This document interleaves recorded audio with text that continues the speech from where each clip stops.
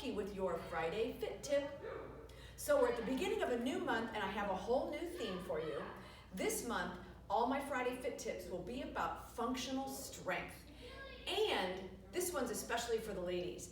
We want functional strength, ladies, so that we can do the things we want to do in life, that we can age well, and that we can protect our joints. There's nothing worse than going down, picking something up, moving, and all of a sudden you hurt your back.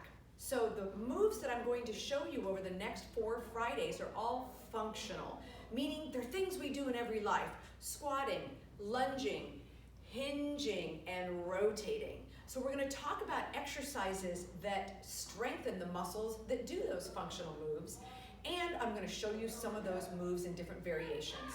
Okay? Today, we're talking about the squat. We all squat, whether we go to the gym or not. When you go to sit down for dinner tonight, you're gonna squat.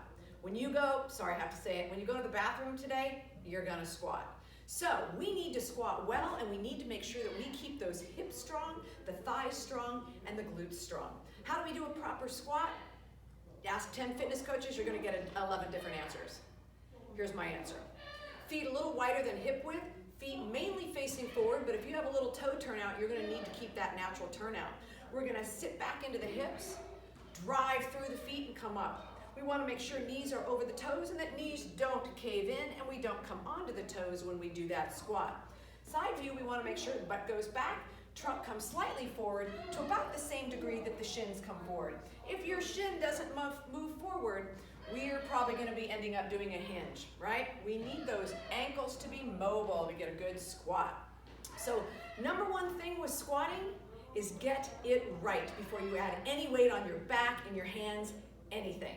If you don't know how to properly squat, you find a coach, you reach out to me, you reach out to somebody you trust, and you get that squat dialed in. Number one functional movement for women, get it right and practice it. Now let's talk about ramping up a squat. So we've learned how to squat well, we're ready to add weight. We can add dumbbells in our hands, right? Now I just added body weight, now I have to push that weight up. I added external weight in addition to my body weight, and I have to drive that weight up. I could also put these dumbbells here if they get too heavy to hold and do my squat that way. Now let's say I want to change my feet a little bit. I'm going to go outside this way and I'll drop a little weight right down here. Now I'm not going to sit my butt back, I'm going to sit my butt directly down.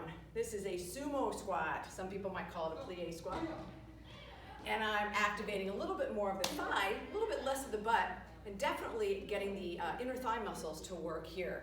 So there's a great squat variation. Now how about we add something in the upper body to our squat, right? Because if you think about it, when we go to pick something up, I'm kind of squatting here, and move somewhere, we need to learn how to move things or weight, mass, through space while we're squatting, and we might even be rotating while we're doing it, but let's just stick with the squat and moving some mass through space. We can do this in the gym or at home with a squat to press. Dumbbells here at the shoulders, we've got that nice squat stance, we sit back just like we talked about, overhead. Again, we don't do this until we've perfected a squat. We don't even add weight until we perfected, I can't talk today, a squat. I could also add a squat to a rowing motion.